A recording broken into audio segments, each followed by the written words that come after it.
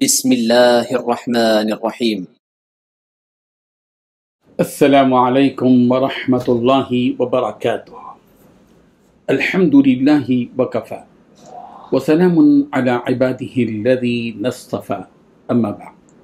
حاضرین و ناظرین، یہ درس نمبر 1857 ہے اور آج ہم سورہ حامیم السجدہ کی 3 آیتوں کی تلاوت اور تشریح کرتے ہیں۔ آیت نمبر 52، 53 اور 54، 52، 53 اور 54۔ چلیے سب سے پہلے ہم ان 3 آیتوں کی تلاوت کرتے ہیں، لفظی ترجمے اور ترجمے کے بعد تشریح کرتے ہیں۔ اعوذ باللہ من الشیطان الرجیم، بسم اللہ الرحمن الرحیم۔ قل ارأيتم إن كان من عند الله ثم كفرتم به من أضل ممن هو في شقاق بعيد سنريهم آياتنا في الآفاق وفي أنفسهم حتى يتبين لهم أنه الحق أولم يكف بربك أنه على كل شيء شهيد ألا إنهم في مرية من لقاء ربهم ألا إنه بكل شيء محيط صدق اللہ العظیم۔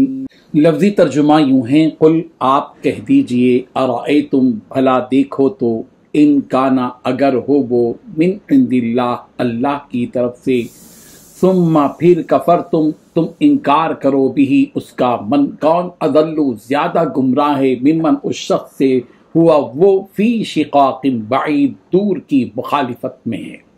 سنوریہم ان قریب ہم ان کو دکھائیں گے، آیاتنا اپنی نشانیاں، فی الآفاقی آفاق میں، وفی انفسہم اور ان کے نفسوں میں، حتیٰ یہاں تک کہ یتبین واضح ہو جائے، لہم ان کے لیے، انہو کہ بے شک وہ، الحق حق ہے۔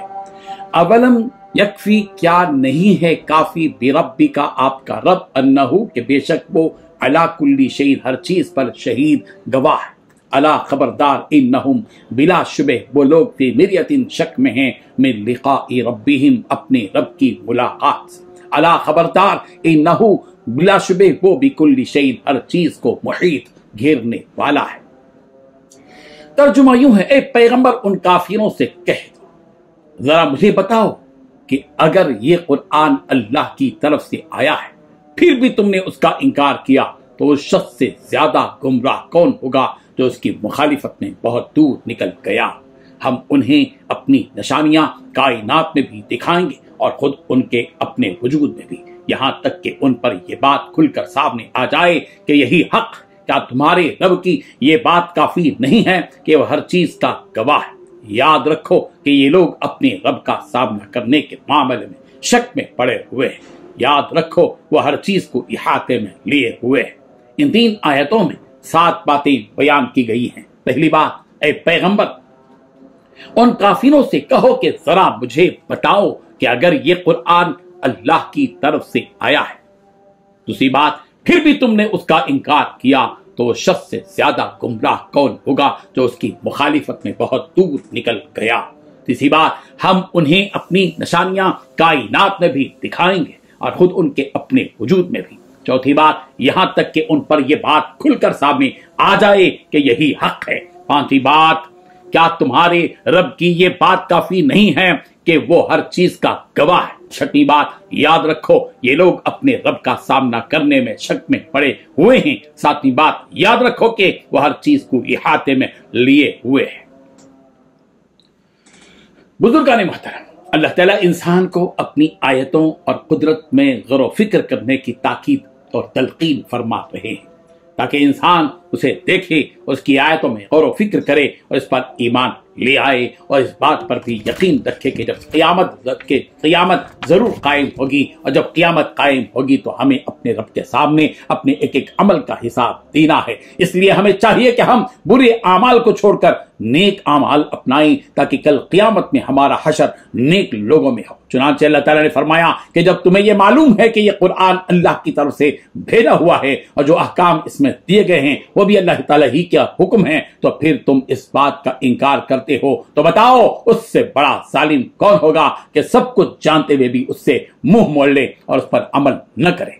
ہے کوئی اور جو اس سے بڑا اپنی جان پر ظلم کرنے والا ہو؟ نہیں، ہرگز نہیں، کیونکہ جب انسان کو پتہ چل جائے کہ آگے گڑھا ہے اور پھر بھی وہ اسی گڑھے کی طرف قدم بڑھائے تو ایسے شخص کو ہم اپنی جان پر ظلم کرنے والا نہیں تو اور کیا کہیں گے؟ ایسا شخص تو اللہ تعالیٰ کا بہت بڑا دشمن سمجھا جائے گا کہ سب کچھ جانتے ہوئے بھی وہ اللہ تعالیٰ کی بات کو ماننے کے لیے تیار نہیں۔ جیسا کہ دنیا میں ہوتا ہے کہ اگر کوئی ہمارا دشمن ہمیں بھلائی کا مشورہ دے تب بھی اس کی کہی ہوئی بات کے خلاف کام کرتے ہیں تاکہ اسے یہ معلوم ہو جائے کہ ہم اپنا نقصان کرنے کو تیار ہیں مگر اپنے دشمن کی بات ماننے کو تیار نہیں۔ یہی حال ان کافروں کا ہے کہ انہیں سب کچھ معلوم ہے کہ اللہ تعالیٰ نے جو یہ قرآن بھیجا ہے وہ بالکل برحق ہے اور یہ جو نبی ہیں وہ سچے ہیں، مگر ان کی دشمنی اللہ تعالیٰ سے اور رسول رحمت صلی اللہ علیہ وسلم سے بس یہی ہے کہ اللہ تعالیٰ نے رسول ان کے قبیلے ویسے کسی کو کیوں نہیں بنایا، ایسے محتاج شخص کو نعوذ باللہ نبی بنایا کہ ہم ایسے مالدار ہوتے ہوئے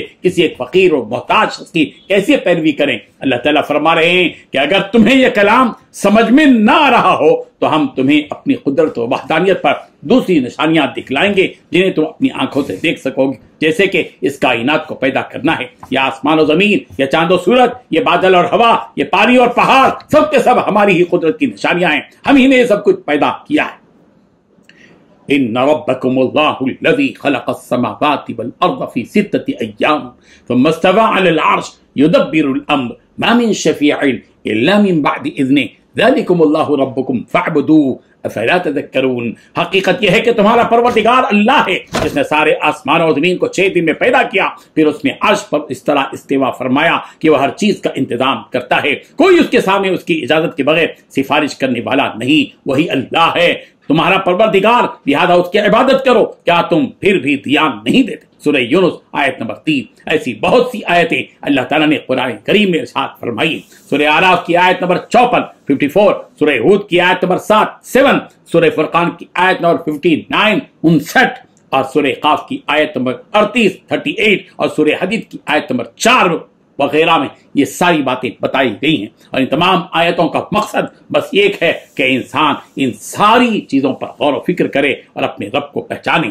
اس کے علاوہ اللہ تعالیٰ نے خود انسان کی ذات پر غور کرنے کے لیے کہا کہ کس طرح اس نے انسان کو پیدا کیا۔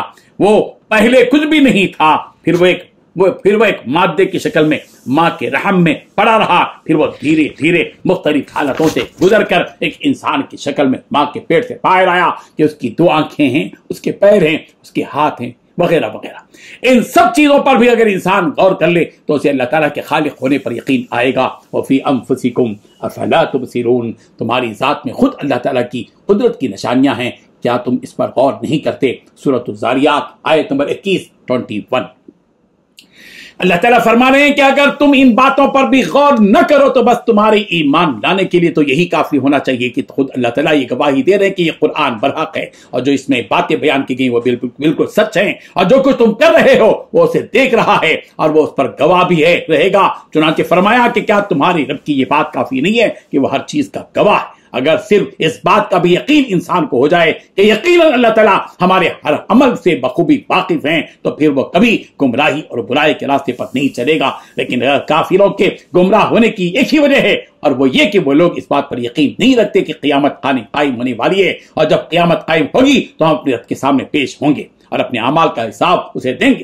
اس بات کا کافر انکار کرتے ہیں کہ ایسا کچھ نہیں ہوگا، جو بھی ہے اسی دنیا میں ہے، اس کے بعد نہ دوبارہ انسان کو زندہ ہونا ہے اور نہ ہی اسے اپنے اعمال کا حساب دینا ہے۔ یہ ان کا بدترین عقیدہ ہے۔ ان کے اسی عقیدے کی وجہ سے اللہ تعالیٰ فرما رہے ہیں ہم نے انہیں ہر طرف سے گھیرے رکھا ہے اور ہر چیز کو اپنی قدرت میں لے رکھا ہے، اور ہر چیز اللہ کے حکم سے ہوتی ہے۔ تو جب یہ مر جائیں گے اور گل سڑ کر ان کا وجود بھی باقی نہیں رہے گا تب بھی ہم انہیں دوبارہ زندہ کریں گے، اس لیے کہ ہماری قدرت سے وہ لوگ باہر نہیں گئے۔ اللہ تعالیٰ ہمارے دلوں میں اس بات کا کامل یقین بٹھا دے کہ وہ ہمیں دیکھ رہا ہے، ہمارا کوئی بھی عمل اس کی نگاہ سے اوجھل نہیں ہے۔ جب یقین ہمارے دلوں میں بیٹھ جائے گا تو یقیناً ہمارے لیے گناہوں سے بچنا آسان ہوگا۔ اللہ تعالیٰ ہم سب کو ان آیات پر غور و فکر کرنے کی توفیق عطا فرمائے۔